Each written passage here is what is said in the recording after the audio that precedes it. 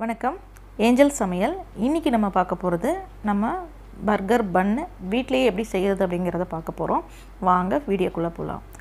ஒரு பவுலில் நான் 1.5 கப் அளவுக்கு மைதா எடுத்துக்கிறேன்.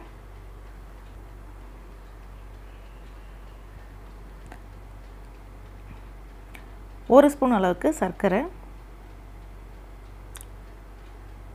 1/2 ஸ்பூன் அளவுக்கு பேக்கிங் சோடா, பேக்கிங் பவுடர் ரெண்டுத்தையுமே நான் சேர்த்துக்கிறேன். இதில் 6 ஸ்பூன் அளவுக்கு தயிர் சேர்த்து நல்லா பிணைஞ்சு எடுக்க போகிறோம்.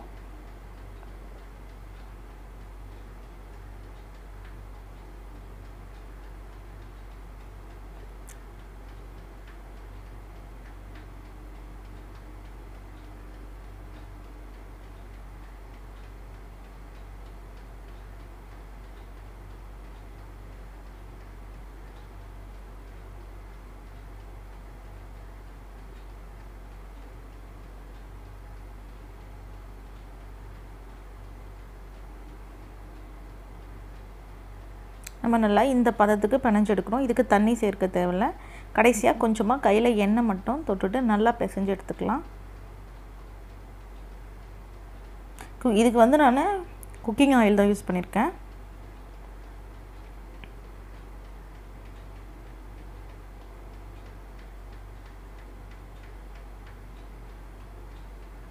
இது சப்பாத்தி மாவை விட கொஞ்சம் லூஸாக இருக்கணும்.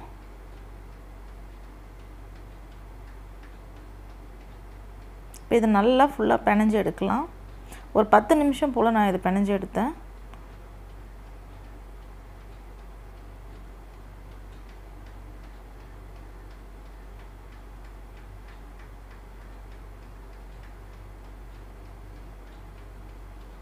இப்போ இது நல்லா சாஃப்டாக வந்ததுக்கப்புறமா இதை ஒரு 4 பீஸாக நான் எடுத்துக்கிறேன்.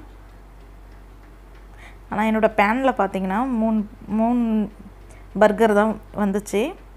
ஆனால் எனக்கு 4 பர்கர் ரெடி ஆச்சு. ஆனால் என்னால் அதில் வச்சு பேக் பண்ண முடியல. அது மாதிரி நல்லா பிணைஞ்சு எடுத்துக்குங்க. நம்முடைய பன்னு என்ன சைஸோ அந்த சைஸுக்கு நீங்கள் உருட்டி எடுங்க.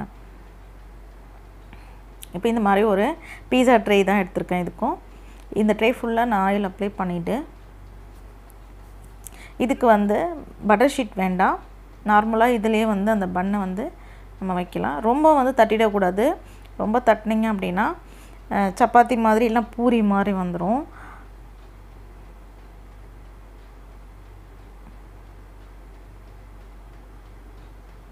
ஆனால் இந்த மாதிரி ரெடி பண்ணி வச்சுட்டு இது மேலேயும் நம்ம ஆயில் அப்ளை பண்ணலாம். பட்டர் இருந்தாலும் ஓகே தான்.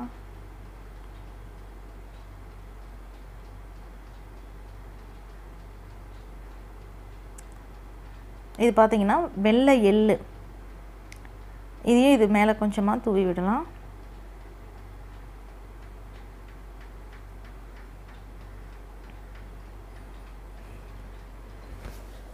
இது நல்லா ஒரு 30லிருந்து 45 நிமிஷம் வரைக்கும் இது வேகிறதுக்கான டைமை இதை நீங்களும் செஞ்சு பாருங்கள்.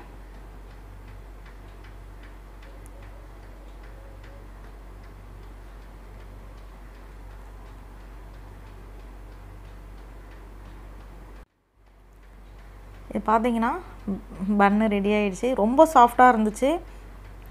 நம்ம கடையில் எப்படி சாப்பிட்றோமோ அதே டேஸ்ட்டில் இருந்துச்சு. இதை நீங்களும் செஞ்சு பார்த்துட்டு எப்படி இருந்துச்சுன்னு கமெண்ட்ஸில் சொல்லுங்கள். நன்றி.